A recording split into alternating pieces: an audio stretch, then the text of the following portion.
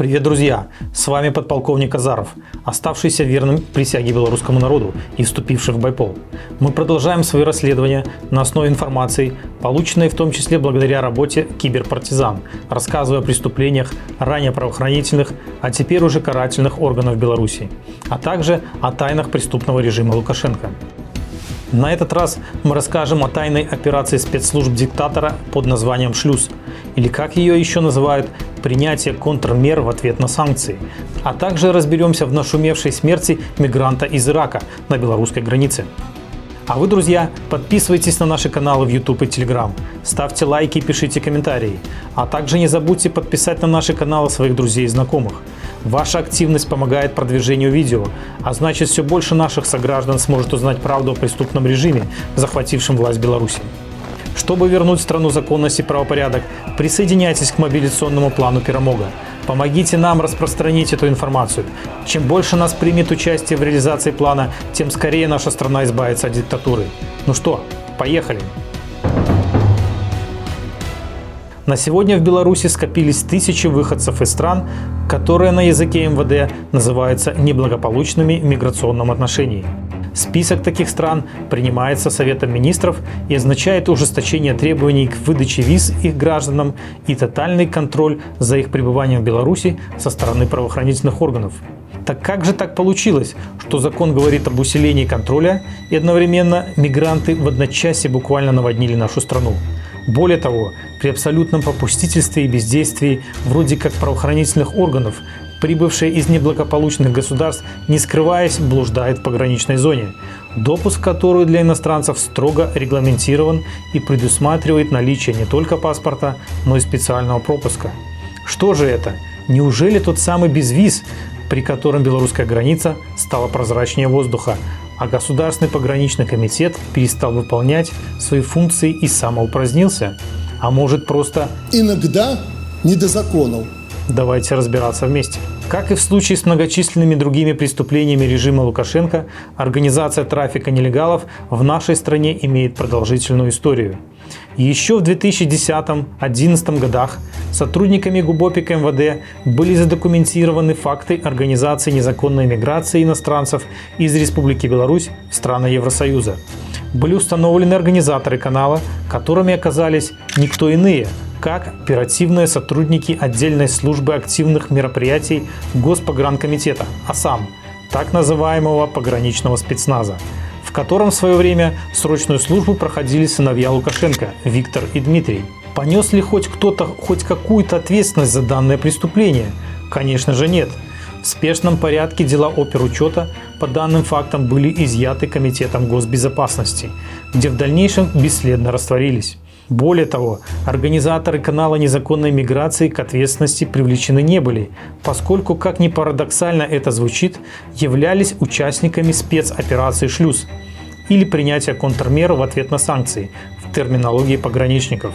Организаторами и идейными вдохновителями операции «Шлюз» выступили два брата, уроженца приграничной деревни Привалки Гродненского района Юрий и Иван Тертели. На тот момент командир АСАМ и заместитель председателя КГБ соответственно. Именно Иван Тертель, проходя обучение в Рязанском высшем воздушно-десантном командном училище в 1989 году, наладил связи с руководителями нынешнего ФСБ России, с которыми позже и разработал данную операцию. Естественно, не без согласия диктатора.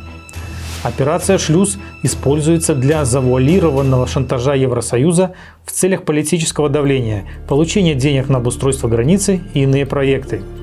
После принятия экономических санкций в отношении режима Лукашенко «Шлюз» приоткрывается, увеличивая количество незаконных мигрантов, и закрывается по достижению поставленных целей. Первоначально к белорусско-российской границе нелегалов доставляли сотрудники ФСБ России и передавали их в руки сотрудников АСАМ, задачей которых была доставка незаконных мигрантов к границе с Евросоюзом и организация их переправки на ту сторону.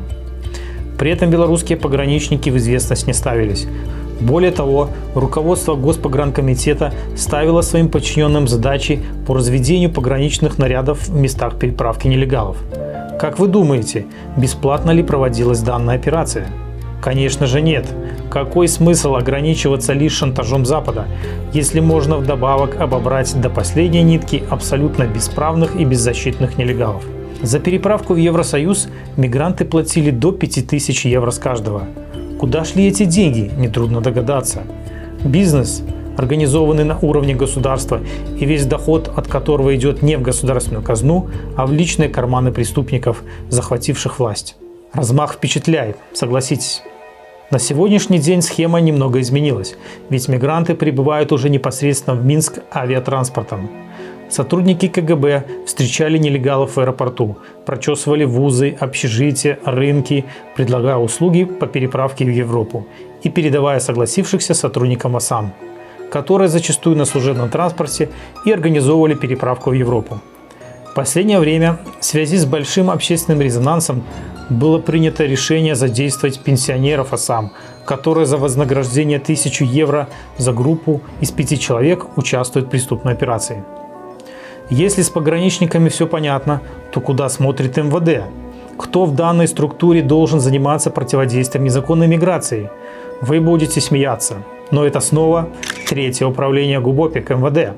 Да-да, то самое подразделение, которое с лета 2020 года превратилось в настоящее гестапо и несет непосредственную ответственность за пытки и незаконное задержание сотен белорусов.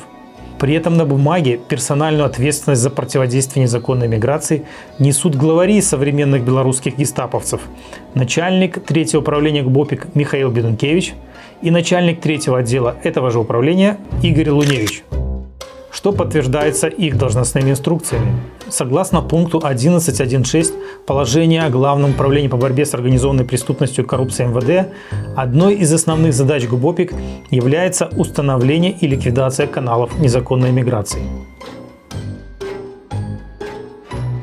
Соответственно, в действиях Бедункевича и Луневича как минимум усматриваются признаки состава преступления, предусмотренного частью 2 статьи 425 Уголовного кодекса Беларуси «Бездействие должностного лица», за которое предусмотрено наказание в виде лишения свободы на срок до 5 лет.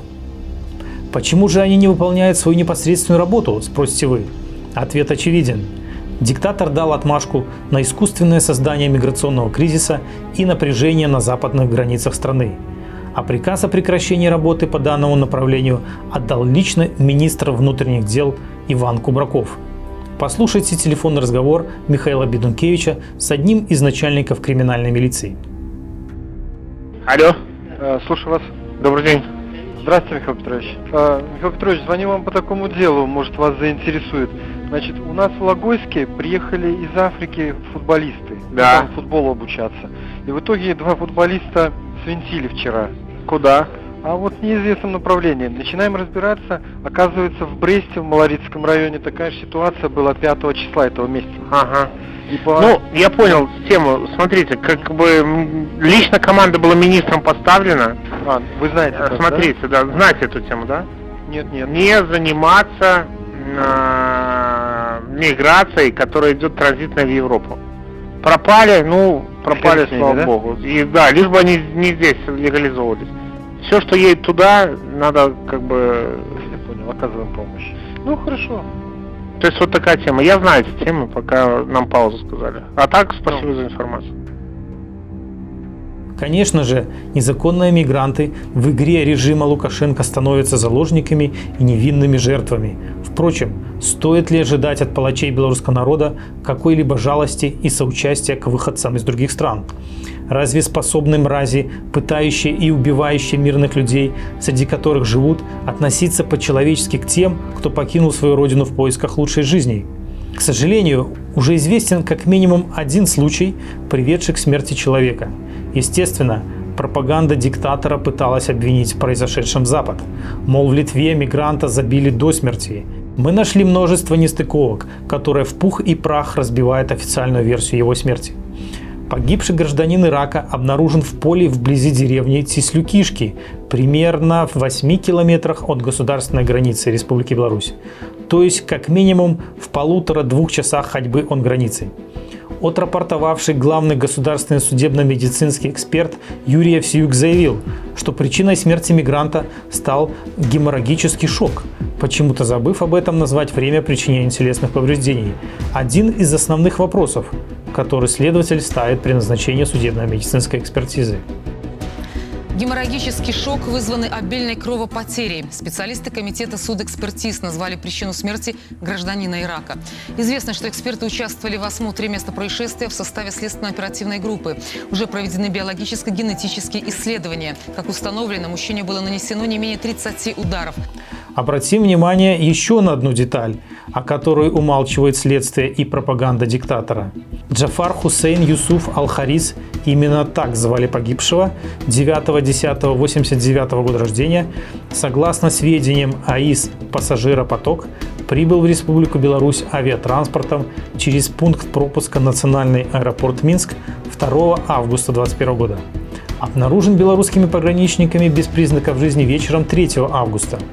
За несколько часов до этого местные жители видели мигранта, блуждающим по местности, о чем и сообщили пограничникам. Среди личных вещей погибшего был обнаружен национальный паспорт, продукты питания, обезболивающие мази и гели. Даже этих деталей с головой достаточно, чтобы разбить в пух и прах версию пропагандистов о том, что мигранта якобы избили в лагере для беженцев на территории Литвы, и он бежал в Беларусь. Во-первых, у ходатайствующих о предоставлении убежища изымают паспорт, вместо которого выдается временное удостоверение личности. Поэтому, если бы мигрант убегал из лагеря для беженцев, паспорта у него быть физически не могло. Во-вторых, временной промежуток между временем прибытия 2 августа в Беларусь и временем обнаружения трупа 3 августа слишком мал для того, чтобы добраться до границы, нелегально ее пересечь, ходатайствовать о предоставлении убежища и вернуться назад. В-третьих, факт наличия при себе обезболивающих препаратов говорит о том, что, будучи избитым, потерпевший дошел до аптеки, где приобрел медикаменты. Согласитесь, вряд ли в лесополосе на границе есть аптека. Ну и в-четвертых, еще раз обратим внимание на расстояние 8 километров от государственной границы до места обнаружения трупа. Слишком уж оно большое для преодоления человеком, находящимся в предсмертном состоянии. Выстроив логическую цепочку и сопоставив факты, приходим к выводу, что режим в очередной раз нагло лжет, устраивая провокации на границе. А смерть невинного человека, за которую должен нести и обязательно понесет полную ответственность, неуклюже использует в своих грязных политических целях. В завершение сегодняшнего выпуска мы обращаемся ко всем патриотам Беларуси, а также к действующим силовикам и военнослужащим. Присоединяйтесь к плану Перамога, рассказывайте о нем друзьям и близким. Настало время отстоять свою страну. Живе Беларусь!